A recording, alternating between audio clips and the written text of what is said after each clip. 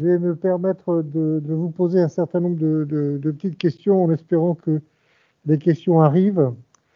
Donc, premièrement, sur les plateformes numériques des parcours de soins.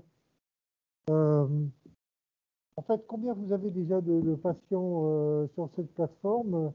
Qu'est-ce que vous avez pu en tirer en fait en pratique? Alors, on démarre tout juste les inclusions, donc c'est un peu tôt pour donner un premier bilan, mais l'objectif est de recruter 2000 patients bipolaires, et au travers du projet qui vient d'être primé par le concours Innov et le plan d'investissement d'avenir, on aura 1000 patients additionnels dépressifs. Voilà, donc, et l'idée est ensuite de progressivement mettre de plus en plus de patients sur cette plateforme, à la fois pour capter des données et pour pouvoir travailler sur les algorithmes, mais aussi, et dans le même temps, et c'est un peu l'idée de faire d'être un pied dans la recherche appliquée et un autre dans l'organisation des soins et l'impact concret. L'idée, c'est de mettre tout de suite à disposition des équipes de soins en psychiatrie des outils opérationnels qui leur permettent de suivre leurs patients. Merci beaucoup. Vis-à-vis maintenant du microbiome, mais on reviendra après à l'électrophysiologie, on voit dans la littérature des choses qui sont absolument passionnantes, en particulier si on prend l'oncologie, on voit que finalement des patients qui sont résistants à la chimiothérapie, eh bien, n'ont pas du tout le même microbiome que ceux qui marchent avec la chimiothérapie. On ne sait pas encore parfaitement bien pourquoi, mais vraisemblablement, il y a le métabolisme bactérien qui doit jouer aussi un rôle dans la destruction d'un certain nombre de médicaments. Est-ce que vous avez déjà, je sais que vous débutez, mais dans la littérature, est-ce que vous avez déjà pu observer en psychiatrie des gens qui avaient des microbiomes qui étaient un petit peu différents, avec peut-être une certaine résistance au traitement? Vous avez déjà vu ça un petit peu dans les 22, je crois, publications sur le sujet? Alors, il y a encore assez peu d'éléments en termes de prédiction. Il y a une étape qui est vraiment une étape clé dans nos travaux, c'est l'étape où on commence à avancer vers une preuve de causalité. Et par rapport à ça, les éléments que l'on peut apporter, c'est à travers le transfert de microbiote, et notamment les démarches de transfert de microbiote des patients versus des sujets sains neurotypiques vers des animaux qui sont élevés sans germes, donc dans des environnements stériles, et on reconstruit en faisant cette expérimentation une symbiose, et on arrive à reproduire les symptômes de la pathologie ou des troubles. Et ça a été fait dans le contexte de la dépression, ça a été fait dans le contexte de l'autisme. Et l'étape suivante, c'est le transfert de microbiote d'un individu sain vers un patient à titre thérapeutique, et on a des premiers résultats en fait dans ce domaine, dans le domaine des maladies neuropsychiatriques, qui démontrent effectivement le rôle crucial que peut jouer le microbiote intestinal dans certaines pathologies. Je ne sais pas si tu veux apporter des éléments sur la prédictivité. On a également des éléments Parlez bien dans le micro, pour prendre une autre pathologie, la schizophrénie. On a également des éléments qui laissent à penser que la composition de l'écosystème induit effectivement non pas des résistances, mais des métabolisations intraluminales, intra-intestinales d'antipsychotiques de type risperidone, etc., qui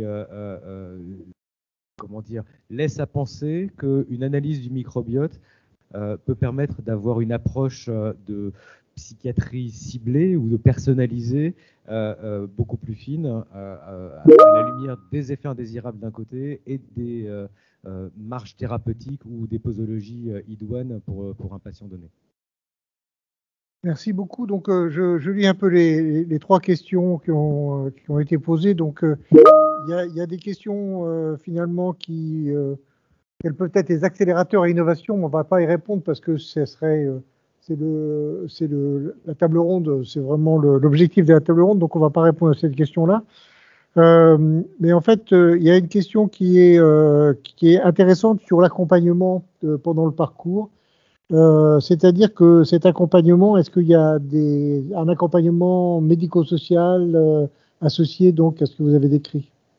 Alors, le rôle de l'équipe de case management, c'est de prendre en charge le patient de manière la plus holistique possible, donc sur les aspects médicaux purs, aussi sur les aspects médico-sociaux, les aspects sociaux, les aspects d'éducation, les aspects de nutrition, d'activité physique, enfin en gros de comportement de santé. Et le case manager est un peu le chef d'orchestre de tout ça et donc vise à ce qu'à partir du moment où un plan de soins a été défini sur toutes ces dimensions-là, et on a eu à cœur d'explorer l'ensemble de ces dimensions, et ben en fait, il soit suivi par le patient. Et c'est pas une logique de suivi agressif, c'est plutôt une logique d'accompagnement, c'est-à-dire que on connaît en fait toutes les difficultés pour un patient psychiatrique de faire tout ce qu'il devrait faire dans l'idéal. Et le rôle du case management, c'est vraiment de l'accompagner et de l'aider dans la réalisation de ce plan de soins. Peut-être Emmanuel, vous voulez ajouter quelque chose? Enlève ton masque, Emmanuel, pour qu'on t'entende mieux. Oui, pardon. Donc effectivement, simplement, le rôle de l'équipe de case management, c'est pas de se substituer effectivement à l'équipe référente, mais effectivement d'arriver en renfort pour aider effectivement le patient pour pouvoir mettre en place ce parcours de soins qui est extrêmement complexe. Mais effectivement, on part des besoins des patients et pour certains, ça va être des besoins plus sociaux, des besoins d'insertion professionnelle et c'est à partir de là effectivement qu'on va lui donner des conseils et l'aider un petit peu quotidiennement. Merci. J'ai une question sur le microbiote encore. C'est microbiote et addiction. Est-ce que vous avez déjà quelque chose à nous dire sur ce sujet? En fait, il y a un début de travail. C'est vraiment quelque chose de nouveau dans notre domaine et ça concerne principalement la consommation d'alcool. Et c'est les collègues de l'hépatologie ou hépatogastroentérologie qui s'intéressent à ces questions-là pour l'instant. Est-ce que déjà vous avez l'impression, est-ce que vous pensez que vous allez pouvoir intervenir sur des patients qui ont des maladies psychiatriques très sévères comme la schizophrénie? Est-ce que finalement ce suivi va être aussi intéressant pour ce type de patients? Peut donner un premier niveau de réponse et je laisserai Emmanuel et Marion compléter. En fait, on a démarré sur les patients bipolaires et ensuite sur les patients dépressifs parce que, encore une fois, on part pas de la page blanche et il y avait une littérature pléthorique déjà qui disait que les nouvelles organisations de soins, le case management, mais aussi les outils numériques, mais aussi les promesses de l'intelligence artificielle, en fait, donnaient une perspective assez claire sur ce qu'on pouvait faire. On aura sans doute d'autres modèles à trouver, par exemple chez les patients schizophrènes, pour lesquels la capacité à utiliser des outils numériques est parfois un peu plus complexe. Et donc du coup, ça ne veut pas dire que ce type d'accompagnement ne pourrait pas exister dans la schizophrénie, mais probablement qu'il faudra qu'on trouve d'autres façons de faire concrètes et qui ne relèvent pas forcément d'une approche aussi évidente et aussi facile que ce qu'on a pu faire avec les patients bipolaires. Marion, je sens que tu veux dire quelque chose. Non, pas du tout. Enfin, toujours. Mais... Tu vas enlever ton masque. C'est pas plus facile. Pour répondre à la question de comment est-ce que les patients peuvent se servir dans la pratique quotidienne de ce type d'outils, en fait, la réponse est assez simple. D'abord, c'est effectivement très attendu par les patients de pouvoir avoir accès à ces outils parce que ça leur permet un suivi quantitatif précis qu'ils n'ont pas, puisqu'on n'a pas de thermomètre en psychiatrie, donc ça se substitue d'une certaine manière aux outils que nous n'avons pas, et ça permet de prédire la rechute, de surveiller de façon très finement les choses. Et deuxièmement, il n'y a pas suffisamment de psychologues sur l'ensemble du territoire qui sont formés à des thérapies psychosociales. Et ça donne accès à toute une série de stratégies thérapeutiques qu'ils peuvent utiliser beaucoup plus simplement. Une dernière question, et les aidants, finalement? Les aidants sont aussi dans la boucle, puisqu'on a au travers de nos technologies la possibilité de les identifier, le cas échéant de leur envoyer des messages, mais j'allais dire first things first, d'abord le patient.